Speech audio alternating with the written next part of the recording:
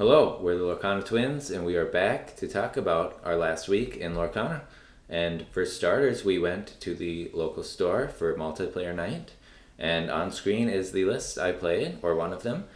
I actually played 3 games, so we'll just have a sampling here of what was played, but this was a list that was based around the new card, the Glass Slipper.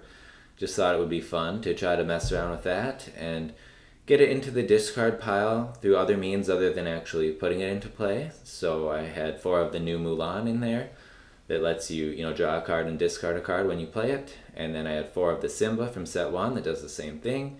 And then 4 of the set 2 Cinderella that also does the same thing. And then along with that, to keep it on theme, I included a lot of different Cinderella cards that I thought were, quested for a decent bit or had high willpower. And, I wasn't really going for any songs. There weren't any actions in the deck, actually. So, I wasn't trying to take advantage of the 4-cost Cinderella's Singer 5 ability from set 1 or anything like that. But just another shift target for the big Cinderella and another, high willpower, high quester. And then some, aggressive staples like the Wendy Darling, Mr. Smee especially, the set 1 Lilo. The set 6 Lilo as well that can keep coming back. And then I think a nice addition was the new set has the Penny card, which came in pretty well. And then Baloo for some burn, Donald Duck to protect some characters and providing extra lore at the same time too. And then also to keep on theme with Cinderella, I put some of the new Susie card in there because she's from the film. And yeah, the Floodborn Cinderella just at any point to shift up and be a more difficult target to remove, I thought would be good. So in the game, I never actually drew the Glass Slipper, so I couldn't really try to pull that off. But I was able to go wide enough anyways after getting one really good Rapunzel heal. I find in multiplayer, there's a lot of people turning characters or doing some AoE damage, so it can be easier than in solo player games to get Rapunzel value. So that really unlocked my hand and let me go wide, and I was able to shift up the Floodborn Cinderella and kind of close it out with that over a few turns. So that was nice. It was fun. I definitely would have liked to see the Glass Slipper part come into play a little more, but it's fun to play kind of a thematic deck anyway. Yeah, and that art for that Lilo Escape artist looks really cool. So I know that's a fun new kind of a gift set item that came out this set, and after seeing that card in person, I really think I need to pick one of those up. Yeah, I don't actually have that, but it is cool. I know someone in the multiplayer game I was playing, they did have that one, so it's cool to see. And now you played...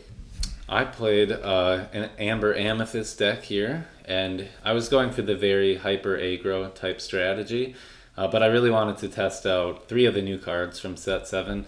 So Honey Marin is the first one of those. She only costs 2, and she's got 1 lore, and when you play her, if an opponent has an exerted character, you gain a lore. So kind of like a cheaper White Rose, and in multiplayer, there's almost always an exerted character on somebody's board, so it's a pretty consistent free lore there. Then I also wanted to play the Show Me More card. I've only opened 2 so far, so I tried 2 in the list for now.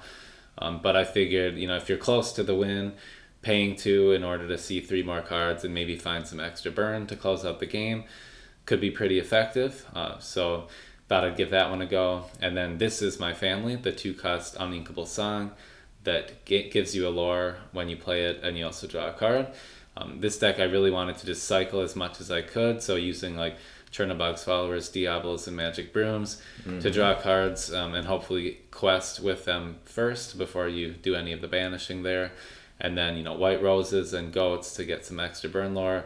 Try to find the Gathering Knowledge and Wisdom to gain more lore that way as well. And then I really use the Amethyst Chromicon, since if you're super ahead on lore, giving opponents extra cards doesn't matter as much if you're just trying to find a way to close out the game. So the deck was playing really, really fast, and in the pod that I played in, there were 2 decks that people were doing a lot of lore loss with Ruby. So there was Pirate's Lives happening, the little Aladdins and the Shift Aladdins were happening, and then the other opponent was doing a Muses bouncing type deck. So some of the cards in here, like Baloo, I was a bit worried he was going to keep bouncing back to my hand instead of actually getting me lore. So I probably got 28 or something lore during that game, but I never got to 20 at the same time due to all of the lore loss and bouncing. So it was still really fun. I did get pretty close, and on my last turn, if I had drawn Gathering Knowledge and Wisdom, I had 3 chances to draw it. I had one in hand and I was going to 16, but could not find another one. So just narrowly almost didn't get a loss there. But I did lose. But it was fun. Very fast deck, and I'm hoping that it'll be successful in the weeks to come. And then I tried one other new multiplayer list. This I built around the new Floodborn Hey from set 7, Arcasia's Island, and I had the 1-drop Hey in there, and then the 2-drop from set 6 in those colors just as shift targets, because I wanted to see how it would feel to shift Hey right away on turn 3 and just ink your whole hand. I had, in case that didn't happen, I also wanted to ramp a lot into some of these top end characters I put in the deck. So I had 4 of the Tipo in there, 4 Sail the Azurite Sea, a couple of How Far I'll Go, because it was getting a bit uninkable. I think there's 20 uninkables in here, so a bit high, but I did think with the ramp I could get around it, especially when Tipo lets you ink uninkable cards, and the Fishbone Quill does as well. And then I had Belle to also let you ramp more, and then as a late game payoff, if you do have that 10 ink, she's worth 5 lore herself. I did not find the Hey early on, so I was able to establish a Fishbone Quill first, and then I found a Beastmere, which is nice. It reminded me of some set 1 Sapphire Steel shenanigans where you just ink your whole hand down, and then you every turn, unless you're playing the card, your last card in hand, and then you draw off the Beastmere with your extra ink, and sometimes you can get multiple mirrors out or multiple quills, and you just can cycle through several cards every turn in addition to the one you draw. But yeah, I thought I'd try for that. I do think A Whole New World would be really beneficial to have in this deck in case you do shift Hey right away and you're able to just top deck that, maybe sing it with him and get a whole new hand, and then you'll have a bunch of ink to play around with. But I also included cards like Doc, because that's a great top deck too if you're out of cards. And then Gaston, which lets you put a 3 lore threat into play, and then look at the top 3 cards of the deck and grab one and add it to hand. So it's kind of like card draw, and then you could use that to grab a card that'll help you keep the draw train going. Or maybe you're in the late game and you've got a Mufasa in play, and you play Gaston and find a lucky dime and just really set up the end game. So I didn't really get much ink off of the Hey, but I did still get a ton of ink with the other ramp, and was able to close it out in the end with the dime, and I had a couple bells in play that were each worth 5. So being able to quest for 10 with them and then use the dime a couple of times over a couple of turns was great. But yeah, I thought it was fun. I threw in a few Hades just so I could try to affect the opponent's board in some way, because other than that I really didn't have any removal and was kind of playing a more solitary game plan. So, and I will say I appreciated the resist on the Floodborn Hey, because one of the opponents was playing the giant Tinkerbell, giant fairy, and he kind of blocks the damage that you would otherwise take when she's played and reduces the damage from her ping. So that was nice, and yeah, it was fun. And then I guess later on one of our friends is going to a big tournament this weekend, the Charlie's Collectible event over in Georgia, which is always huge, and has a stream for that. So that's cool. And he wanted to do some practicing or play testing leading up to that. So I met with him at the store one night and we played some best of 3s. And one of them, I was on the Forbidden Mountains early iteration of Emerald Sapphire, which is using the Hero Hamada shift line, because I was really excited about that new card when I saw it. Really wanted to try that. Seemed like a cool new deck concept. Yep. Being able to have ward and evasive just means outside of a Be Prepared, or maybe a big evasive character like Maui Shark to challenge things, your characters are just pretty safe and untouchable. So thought that'd be fun. When I played that, my opponent was playing the Diggy Hole, Amber Steel, Dwarven Mine, really aggressive type deck. Very fast questing deck, and Yep. also destructive with those songs. Oh yeah, and he ran me over in game 1. Wasn't even close. And then game 2, I did hold him to 18 for a few turns in a row, and I finally got the Floodborn Hero Hamada shifted up, and I had 2 other Floodborns shifted up, so they were all Warden evasive, questing for 7 a turn. But I did need to delay him for 2 more turns and was unable to do that. So then that was an 0-2, and I really do like the deck. I think it's fun. I just think it's maybe not the type of play style I want to continue with for right now anyway. And I'm curious as the meta develops, if someone will really crack the list or find a really strong, version that is consistently getting it done. Because I think it is hard in the deck to deal with wide boards if you're not able to pull off like an under the sea in a timely fashion. And with a lot of aggro decks right now trying to get under the blue steel, it's so popular. I think that will also give the green blue a little more problem, but it was fun. And then I tried the Lady and the Tramp type deck. Tried the Frank Karsten build, which has some fun things like the 0 to Hero card that can get out a Surfer Stitch, the Clarabelle Shift Lines, of course, Chernobygs. Yes, and we showed these two decks in prior videos if you want to check that out. But basically I tried that against a green-blue he had switched to, and this time I think almost all the characters in the deck I was playing had like 2 strength or less, outside of maybe the shifted Clarabelle and Chernobog and Dale. And so, I had no way to interact with almost any of their characters, so I just basically had to flood the board and try to win that way, outside of challenging, of course. And so the moment they got their muses down, they had tons of songs in their deck. And even though I had, I ran out a couple Ursulas one time to steal a couple, but they had 3, and so I was able to draw into more songs and just keep sending everything back to my hand, and then drawing a ton off their Clarabelle, and I just couldn't come back, so they 2-0'd me there. So that was good for them. But you got some redemption later in they the were deck. close though and grindy. We In the almost other went deck through you our played. entire deck. Yeah, so I started with those 2, and then the deck I switched to last, I played 2 more matches with, and it was this deck right here with Steel Song, and this was a list concocted by Wochuck and Zach Bivens, if you've heard of them. It has been getting some good attention lately. And yeah, it seemed like a very powerful list. There's those 9 one-drop characters with Cinderella, which should be in every Steel Song deck. Daisy Duck, which is very good, I think, right now, having the 4 willpower, especially against opposing Sapphire Bells. And the 2 Laura's great. And then Nala right there, again, just a 9th character. You really don't want to miss that 1-drop spot. And she also has the 4 willpower. And then on top of that, there's the Neverland location that costs 1. And that also seemed to be very good from the games I played with it. And then you have your, some of your typical ones like Mr. Smee and Ariel, Gaston as well to get around Brawl a little better. And now the Troubadour instead of Vanessa. And in this deck, that's really because he's an ally, which helps you play Miss Bianca for 4 instead of 6. And she is a new card from Arcasia's Island.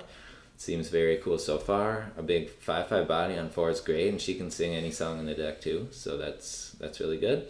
And then Rapunzel, of course, and Pete is really clutch right now.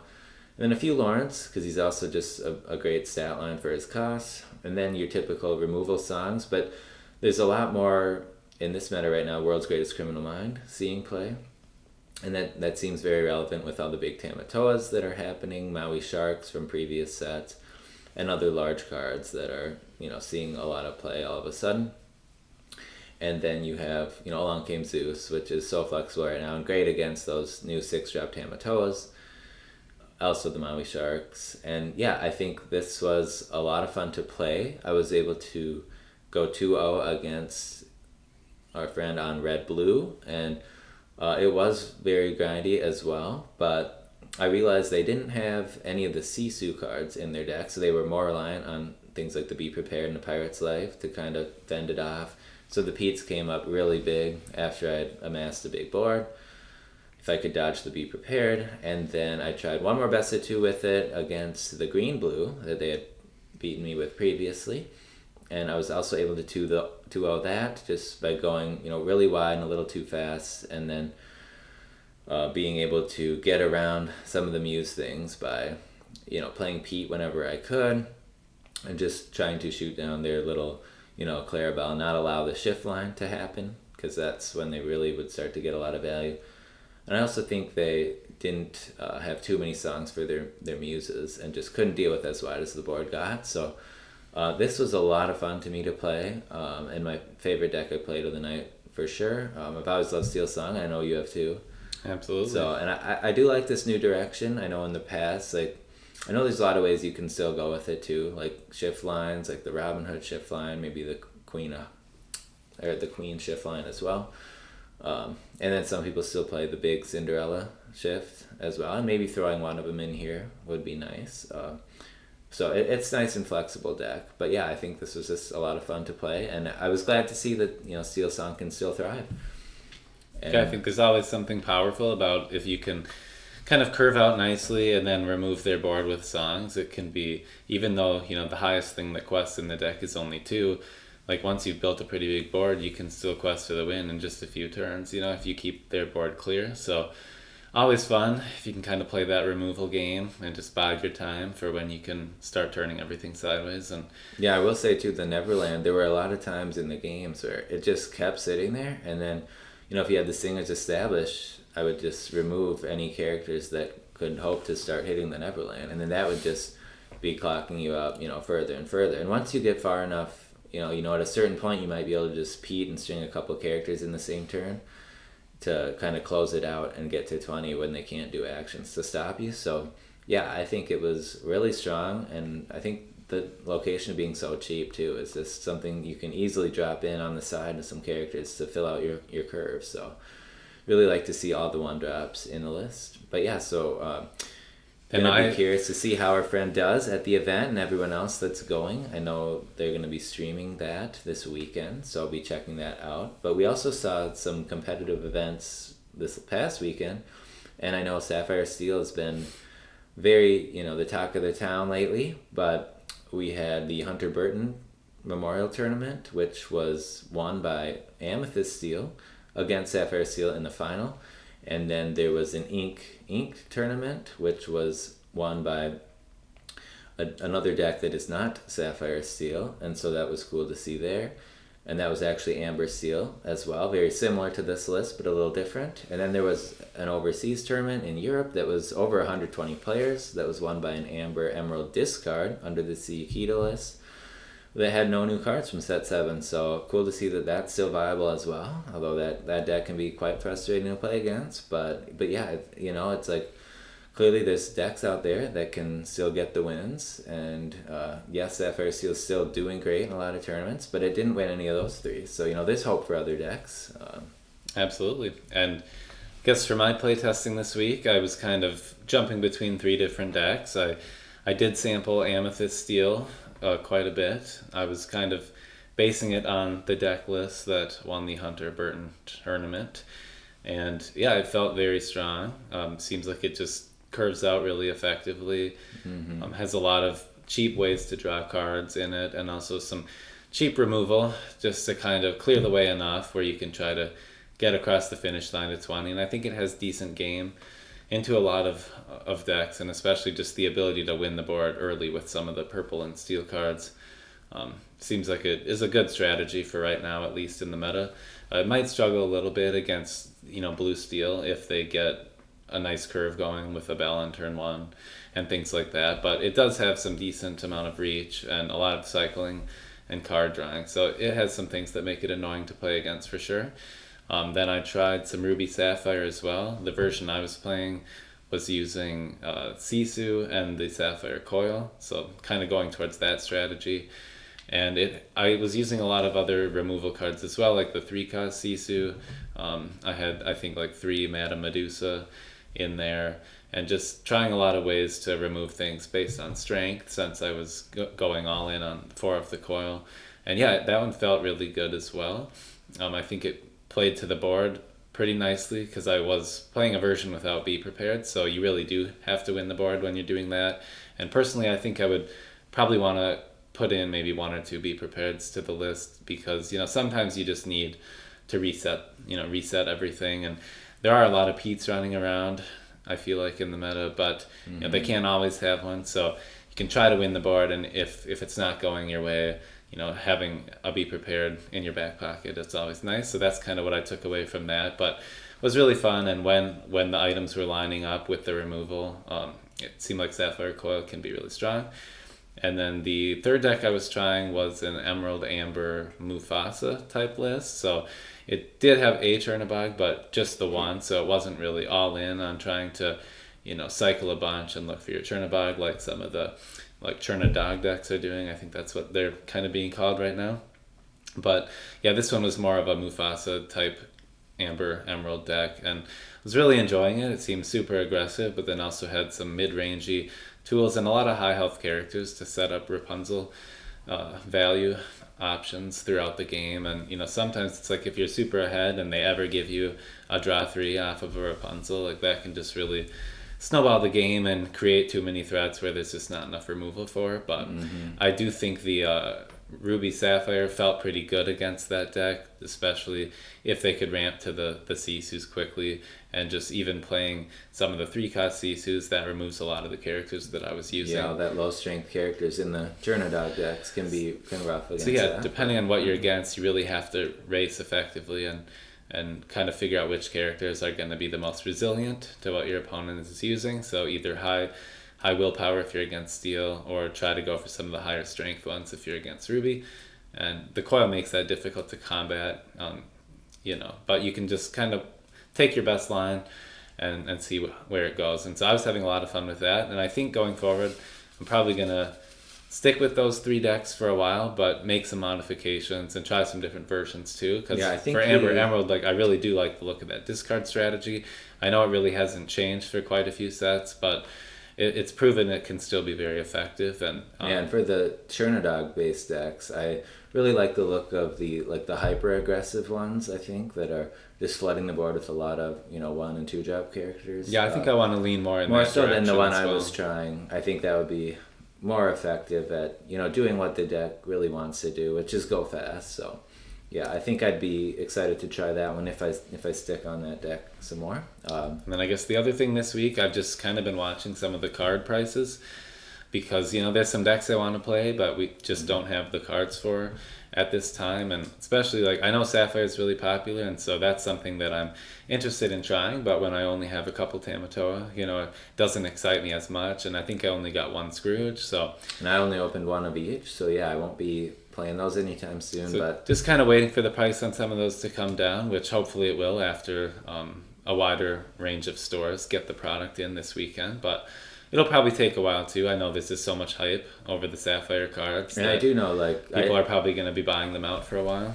Yeah, I tried one match against myself with a Sapphire Steel deck that actually won the Battle Bear tournament a couple weeks back, and that one was not using any Tamatoas, so I thought, well, I can try that one since I only have 1 right now. And I tried that against the Chernabog deck I had been playing as well, and was able to 2-0 with the Sapphire Steel against the green-yellow, and that was both times the Sapphire Steel was going second. So I thought it seemed like when they got the cards they wanted, I did have a Bell on turn 1 both times. That definitely helped.